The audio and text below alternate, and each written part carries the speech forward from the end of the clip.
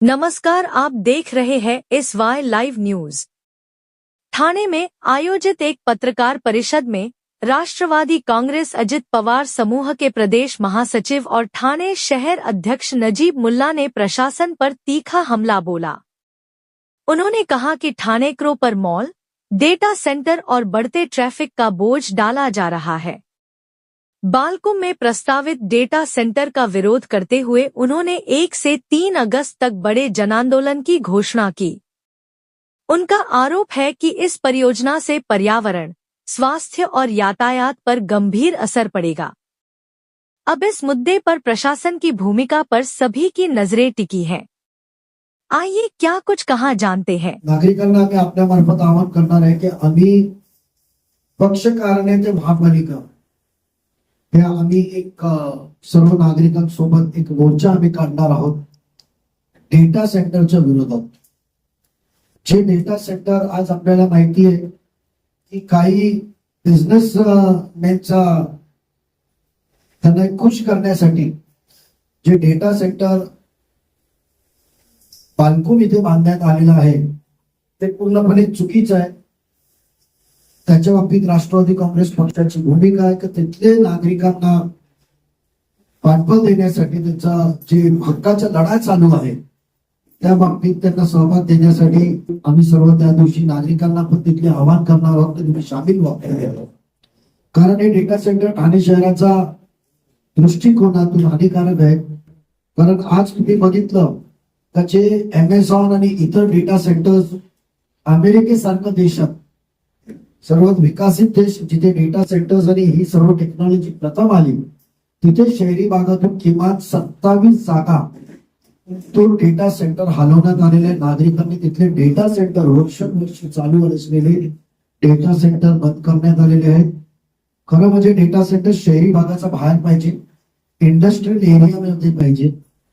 आणि जे विकास ही जी कलर केम Sony company होती ती इंडस्ट्रियल होती आणि इथले जुने ठाणेकरांना माहिती असेल की ती एक केमिकल कंपनी असल्यावर 500 मीटरच्या अवतीभोवती त्याचा तिथला न विकास क्षेत्र होता आणि तिथे डेव्हलपमेंट होत नव्हते।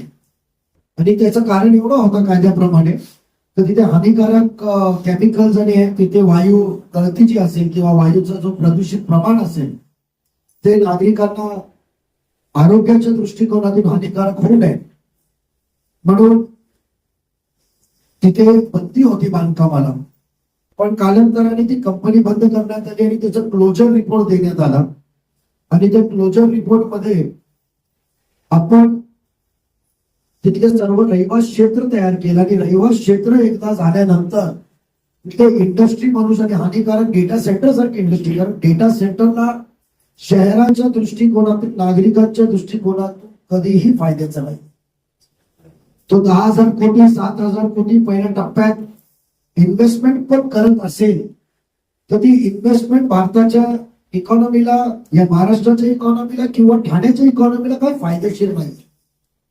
कारण तो आता येणारा सर्व इम्पोर्ट बाहेरचा असेल, मशिनरीज बाहेरची असेल।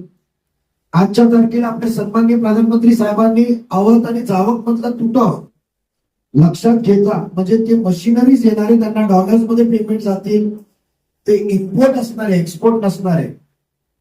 आणि तो डेटा सेंटरचा जे जनरेटर्स बसवणार आहे म्हणजे किमान त्याचा आपण बघितलं तर पहिल्या टप्प्यामध्ये 3,000 केव्हीचे क्षमतेचे 193 डिझेल जनरेटर संच 3,000 केव्ही म्हणजे आज सोसायटी आपण चालवताना तुम्ही आज TCS समोर जा आणि TCS समोर फक्त त्याचा AC प्लांट चालू असतं रोडासमोर, आमच्या घरासमोर आहे। तुम्ही रात्रीच्या वेळी रस्त्यावर तिथे उभे राहा, तुम्हाला जो डिझेल चालू असता तुम्हाला त्याचं नॉइस पोल्युशन छोटा समशेष आहे म्हणजे याच्या 10% पण नसेल, 5% पण नसेल, तुम्हाला त्याचा आवाजाचा प्रमाण माहिती पडेल। त्याचबरोबर तिथला जो 12 MLD पाणी लागणार आहे, आज आपल्याकडे अशी कुठली यंत्रणा नाहीये की आपण मागील बघितलं असेल का कोपरी इथे आपला STP प्लांट आहे आणि तो टर्शरी प्लांट मध्ये किती प्रमाणावर पाणी शुद्धीकरण होतो, नॉन पोर्टेबल वॉटर किती निघतं, चेकिंग करून 12 MLD। आज घोडबंदर परिसरात म्हणजे कापोर्डी पासून तुम्ही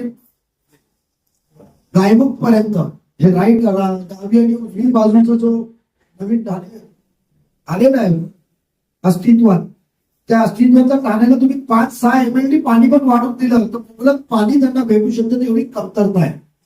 आणि आज फक्त एक इमारतीला एका व्यावसायिक मंडळाला मदत करण्यासाठी 12 MLD पाणी हे महापालिका म्हणते की आमच्याकडे आम्ही देणार नाही, पण उद्या बघायला कोण आलाय आणि आपल्याला सिक्युरिटी शिवाय तिथे माणसं लागणार नाही. तिसरा हानिकारक अभ्यास आपण बघितला तज्ञांचा, तर डेटा सेंटर आल्यानंतर तिथला आजूबाजूला परिसरात रेडिएशन व्यतिरिक्त तापमानामध्ये आज 5 ते 6 डिग्रीची वाढ होणार आहे. त्याचा पण विरोध असं माहिती पडली आहे. या सर्व साकेत रुस्तम जे सर्व ठिकाणचे जे रहिवासी आहेत त्यांना मदतीचा हात मिळून राष्ट्रवादी काँग्रेस पार्टी फक्त पत्रकार परिषद घेणार नाही, पण त्या बाबतीत महापालिकेला वेगवेगळ्या पद्धतीने दबाव आणणार आणि ते दबाव आपल्याला काही दिवसात कळेल. ते आपल्या मार्फत आम्ही नागरिकांना आवाहन करतो तर ज्यांना या आंदोलनात आणि याच्या बाबतीत ठाणेचा पर्यावरण दृष्टिकोनातून हे वाचवण्यासाठी ही जी नव्याने उद्योग समूहाचे जे प्रकार चालू झालेले आहेत ठाण्यात ते विकण्याचं काम चालू झालं, याच्या बाबतीत विरोध केले आम्ही विरोध दर्शवणार आहेत. आणि मी सन्माननीय तिथले स्थानिक खासदार ठाणे लोकसभेचे सन्माननीय नरेश मस्के साहेबांचा पण मी आभार व्यक्त करतो, तर त्यांनी पण या बाबतीत आपली भूमिका मांडली आहे विरोधाची. आणि नक्की मला विश्वास वाटतोय का सत्तामध्ये जमलेले अर्थसंकल्पमध्ये बुडालेले शिवसेनेला पण जाग येईल आणि मस्के साहेबांच्या विचाराला मताला साथ देऊन ते पण या बाबतीत नागरिकांच्या हितासाठी जोडतील आणि त्यांनी जोडावं आणि सर्व राजकीय पक्षांनी एकत्र येऊन नागरिकांच्या हितासाठी आपण पुढे यावं. या बाबतीतला त्यांना मी आमंत्रण करतो की त्यांनी पण जोडावं.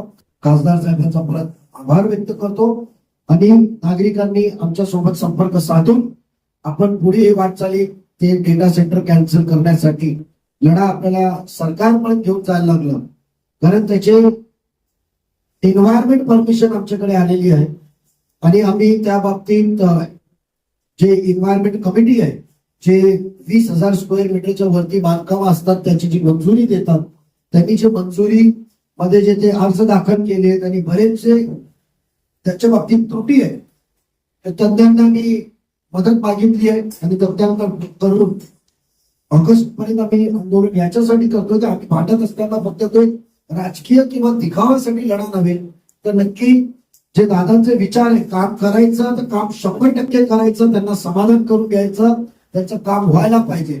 नावापुरती फोन लावायचं नाही किंवा नावापुरती पत्रकार परिषद घ्यायची नाही, का नंतर आपल्याला डेव्हलपर येऊन भेटेल आणि गुप्त बैठक होईल.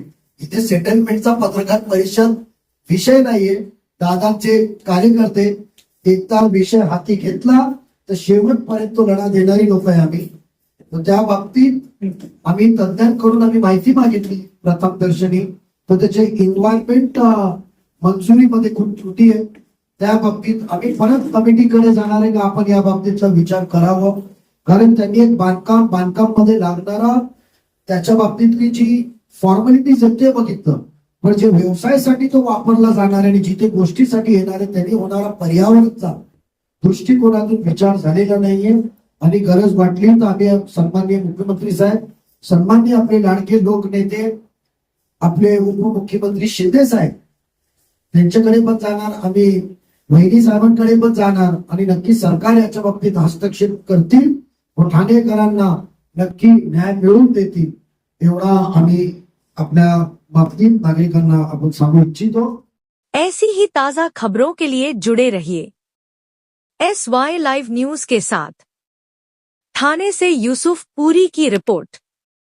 हमारे चैनल को लाइक, सब्सक्राइब और शेयर करना न भूले।